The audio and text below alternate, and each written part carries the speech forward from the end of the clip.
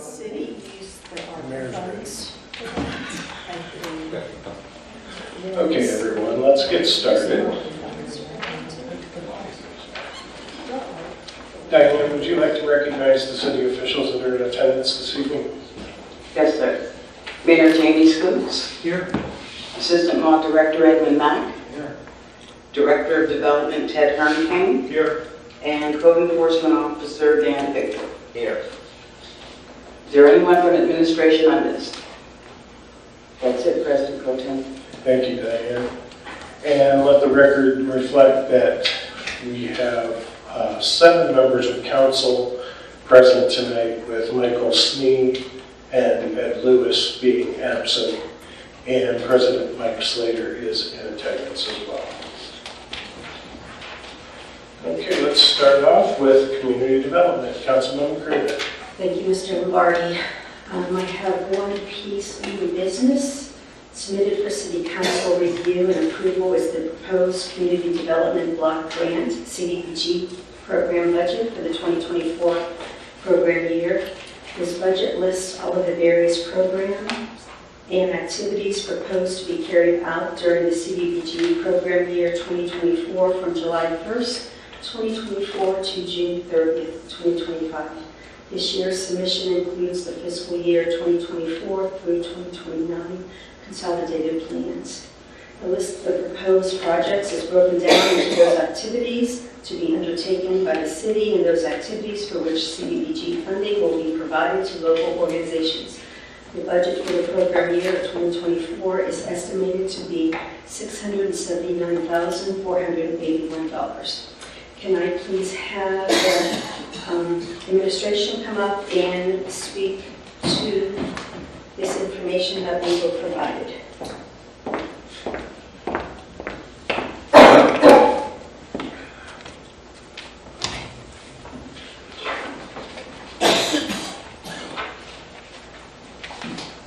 Good evening, members of council. Councilwoman Craver.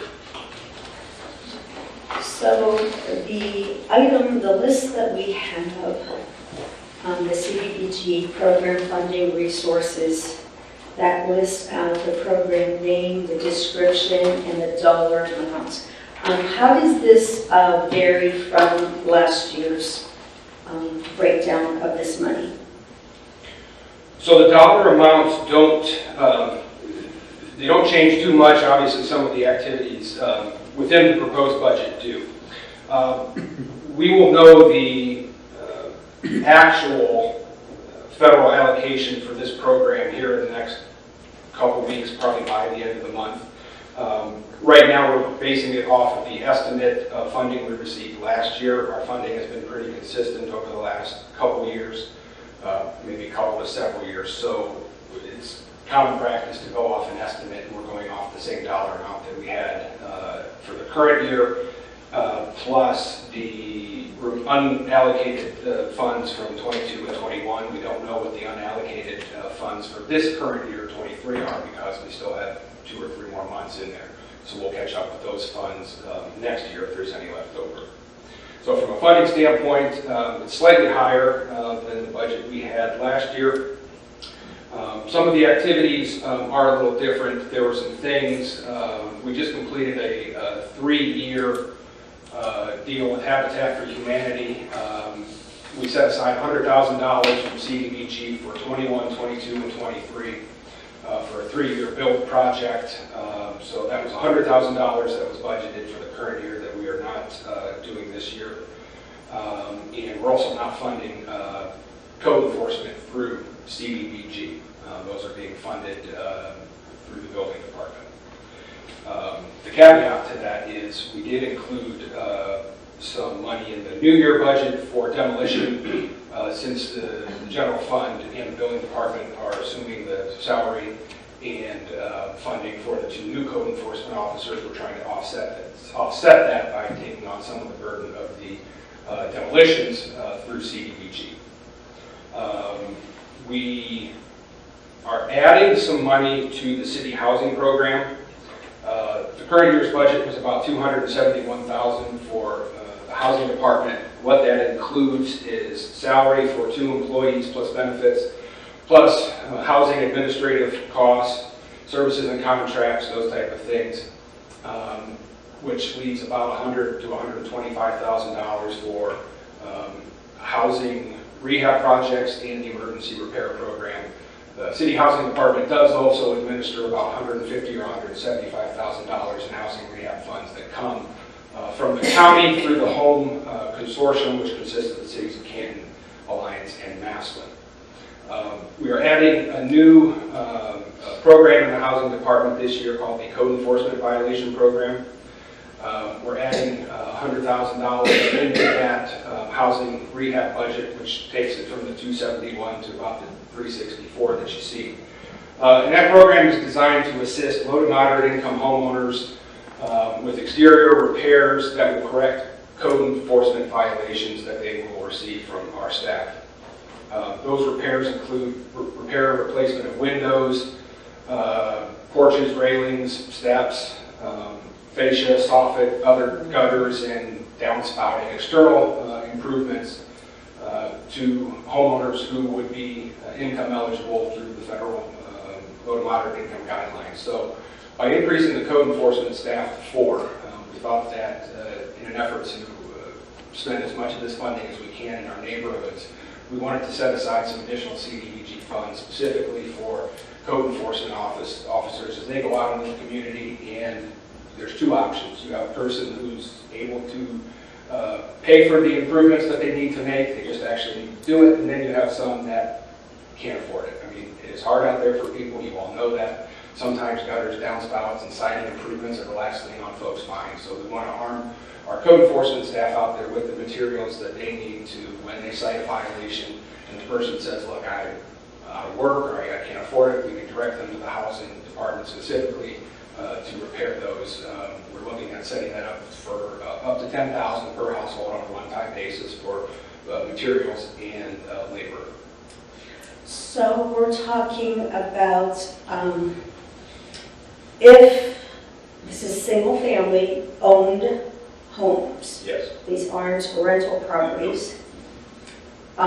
So if they are found, if they are cited for some type of violation, if they're eligible, they will then apply for these funds to cover 25% of their rehab, 50% of the rehab. What's the dollar amount that we're going to attach to each of these applications? For the code one I just spoke about, Yes. up to $10,000, no match from the homeowner if they are income eligible. If there are costs above the $10,000, the housing department will have to either not go forward with it or try and see if the homeowner has funds or a means to get funds to cover the difference. But $10,000 we thought was a pretty generous amount to cover some of the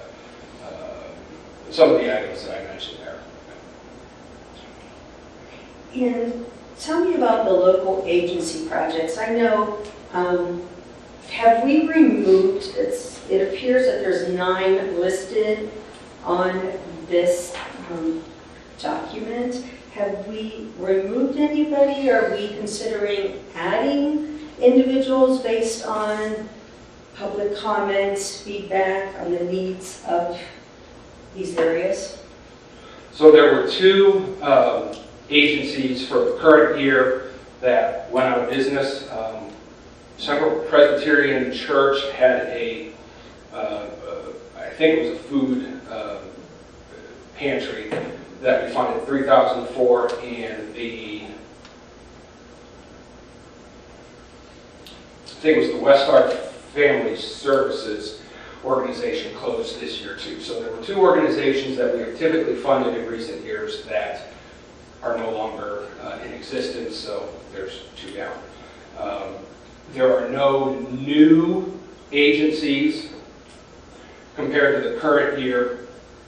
They're all doing the same programs, and there's only one, Start Fresh, which is changing their program a little bit from their current mobile food market to, they're changing their delivery mechanism, so technically it's a different program, but they were still funded in the current year.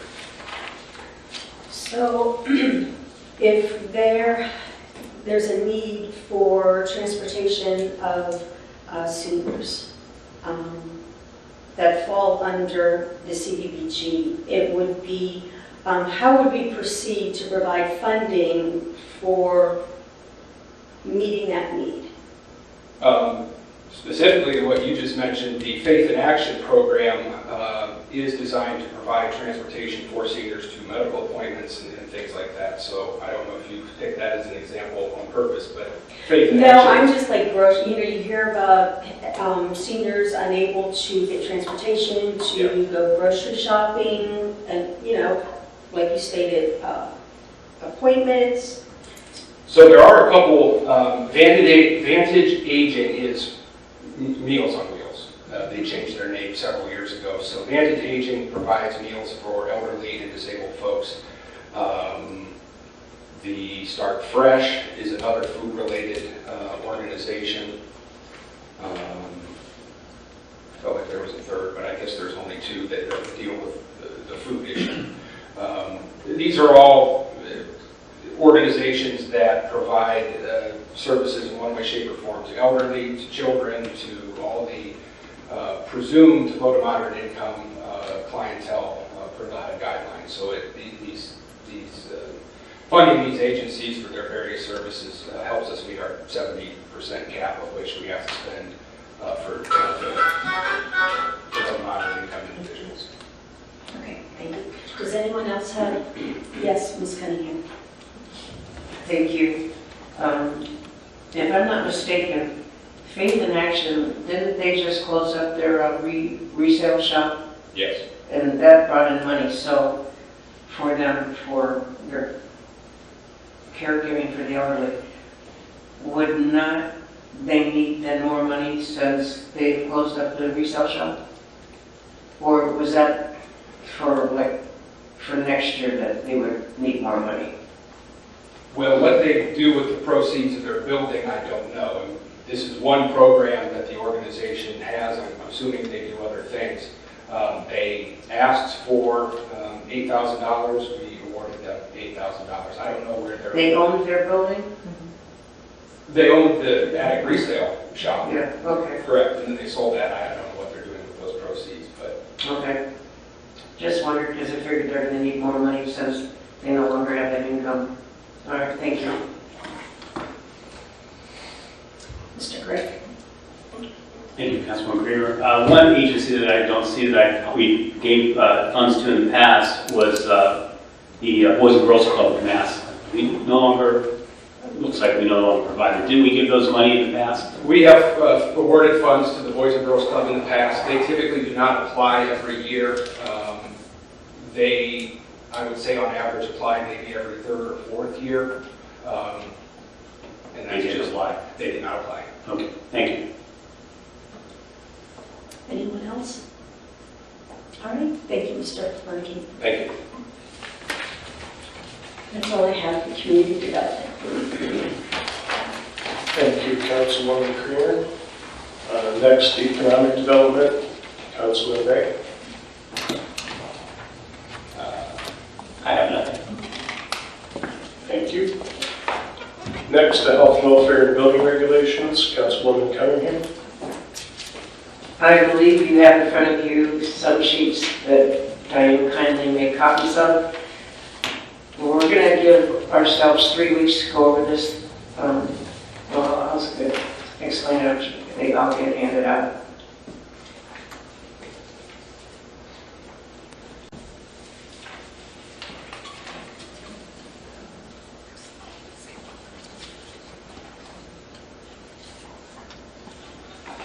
You'll see their the noise ordinance from Canton. And we were talking earlier concerning the noise regulations for deer coming up. So our next committee meeting will be the 29th, and I would like everybody to have any comments or questions concerning this. Take a look over this, and we'll discuss it further at that time. We won't discuss it tonight. Yes, sir. Thank you, Councilman Cunningham. This is what we have gleaned from what Canton has for their noise ordinances. I've taken out the vehicular ones and the things that were pertaining to the Hall of Fame. If you refer to the grid on the second page, that's where their decibel levels are. Canton had it in as industrial at 75. I've broken it into two categories here for I-1 and I-2. Notice, however, the difference between I-1 and the residential and commercial decibel levels. So we're going to have to address that. That's going to have to come into line in one way or another. My intention was to put this in your hands so you can look at it, figure out what you like about it, what you don't like about it, and then we'd like to have a special committee meeting on the 29th to discuss it at 6 o'clock. Thank you. Thank you.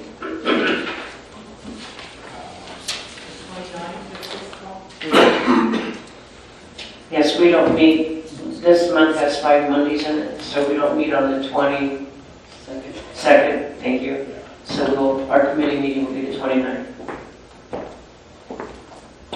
Mr. Hurricane would like to say something? We have our second public meeting for the CDBG year scheduled for 6 o'clock on the 29th.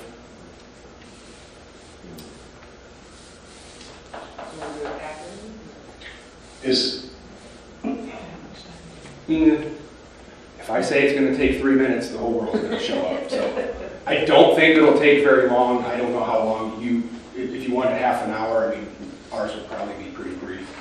I definitely think we need at least a half an hour to discuss this. We really don't have to have the committee meeting out here. We can have the committee meeting in the conference room. Okay. So will that work for you, Diane? Mm-hmm. Okay. Thank you. Councilwoman Cunningham, it's your committee. Is that good with you? That'll work. If it's all right with everybody else, we'll meet inside at 6. Mr. Gregg?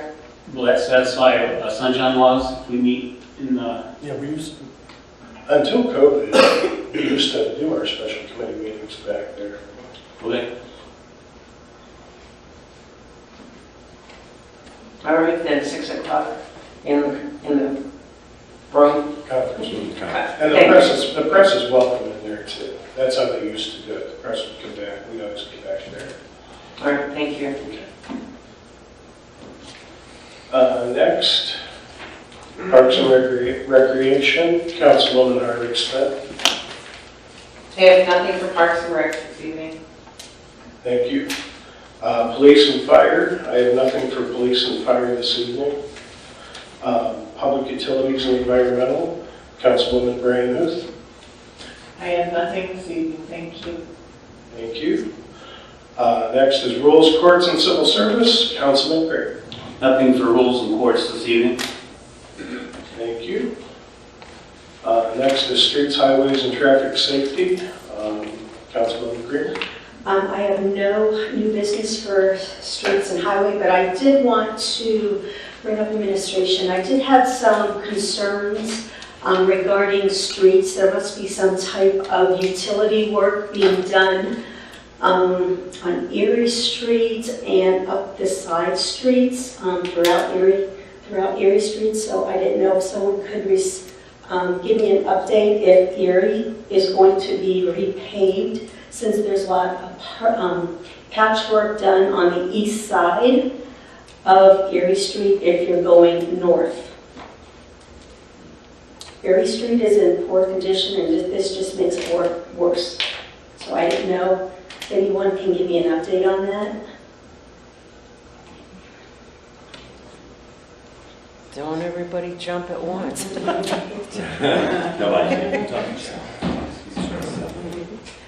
If I am coming from the south on Erie Street at Nave and travel north, there is a lot of patchwork on the east side of Erie Street. I didn't think Erie Street was on the repaving list this year, but based on the patchwork, something's gonna have to be done. Good evening. We will check with our engineers and we'll get you an answer. I don't know what's going on down there. Yeah, I know like Forest, there's a lot of work that's been done on Forest, 13th Street, but I'm seeing, like Erie Street. And I don't know if they're connecting something there on Erie Street, but it's horrible.